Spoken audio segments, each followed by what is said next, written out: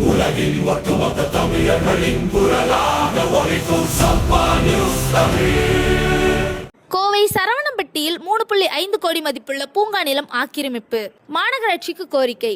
கோவை மாநகராட்சி சரவணம்பட்டி மீனாட்சி நகரில் மாநகராட்சிக்கு சொந்தமான ரூபாய் 3.5 கோடி மதிப்புள்ள பொது ஒதுக்கீடு பூங்கா நிலத்தில் ஆக்கிரமிப்பு செய்யப்பட்டுள்ளது. கோவை சரவணம்பட்டி பகுதியில் கடந்த 1993 ஆண்டு உருவாக்கப்பட்ட மீனாட்சி நகர் மனை பிரிவில் பொதுமக்கள் பயன்பாட்டிற்காக 50 சென்ட் நிலம் பூங்காவாக ஒதுக்கப்பட்டது. அந்த நிலம் 1993 ஆண்டு தானப்பத்திரம் மூலம் சரவணம்பட்டி பேரூராட்சிக்கு ஒப்படைக்கப்பட்டது. இந்நிலையில் அந்த பூங்கா நிலத்தில் சுமார் 13 சென்ட் நிலத்தை சிவஞானம் என்பவர் ஆக்கிரமிப்பு செய்து மதிர் சுவர் கட்டி ஆக்கிரமித்துள்ளார். இது குறித்து 2021 ஆண்டு கோவை மாநகராட்சிக்கு நகர அமைப்பு அலுவலர் ஆக்கிரமிப்பு அகற்ற நோட்டீஸ் அனுப்பியிருந்தார். ஆனால் அந்த நோட்டீஸை எதிர்த்து சிவஞானம் தொடர்ந்த வழக்கை விசாரித்த சென்னை உயர்நீதிமன்றம் டிவிஷன் பெஞ்ச் 19/12/2025 அன்று வழக்கை தள்ளுபடி செய்து ஆக்கிரமிப்பை அகற்ற உத்தரவு வழங்கியுள்ளார். உயர்நீதிமன்ற தீர்ப்புக்கு பிறகு மாநகராட்சி நகரமைப்பு அதிகாரிகள் மற்றும் போலீசார் ஆக்கிரமிப்பு அகற்ற பொக்லைன் இயந்திரத்துடன் தயார் நிலையில் இருந்ததாக கூறப்படுகிறது.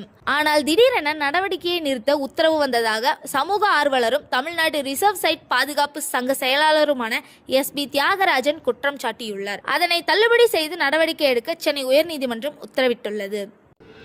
இது போன்ற முக்கிய செய்திகளை காண சப்ஸ்கிரைப் பண்ணுங்க, ஃபாலோ பண்ணுங்க, லைக் பண்ணுங்க, கமெண்ட் பண்ணுங்க.